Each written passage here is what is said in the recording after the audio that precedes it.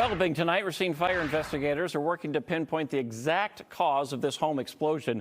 The blast on Gilson Street put 2 people in the hospital. Aaron Maben is live with more on their condition tonight. Aaron?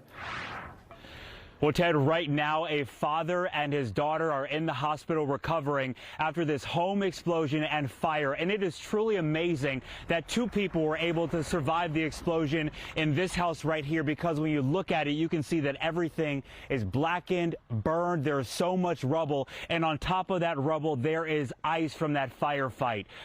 A nearby home captured that explosion. You could see that everything changed in a second.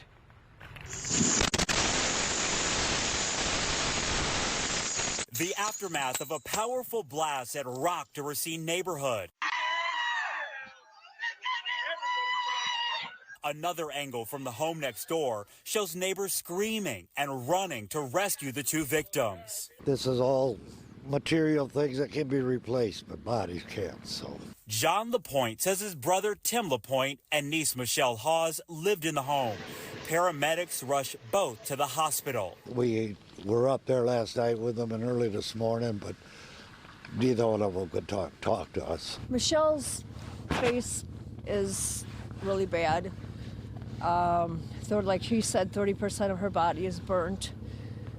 And Tim, he's okay. Shortly after the explosion, neighbors jumped into action. I was screaming. I was like, is anybody in there? And I heard screaming from the inside. Tyler Lau says Tim was able to get out on his own. Michelle needed help. And I saw her and I pulled her out of the window and I dragged her all the way up until the street here. I look back at the house and it's just completely engulfed in flames by that point. Neighbors say the explosion happened the same day a stove was delivered and installed to the side-by-side duplex.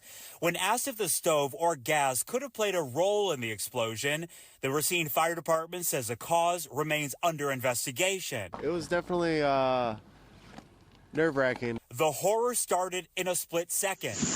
The road to recovery will last much longer. We just want them to get well and get out of the hospital.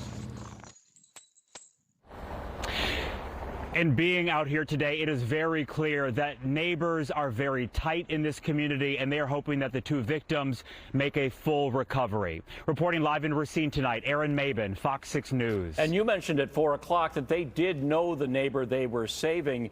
I imagine that helped to know the situation in the house, that there could be 2 people in there at that time. Yeah, absolutely. And it also helped, Ted, that Tim was able to get out on his own. Neighbors were checking on him. They said he was actually very stubborn and he really wanted to help out his daughter. Again, everyone just making sure that everyone in this situation was okay, Ted. I mean, we all have neighbors that brave. Aaron, thank you so much.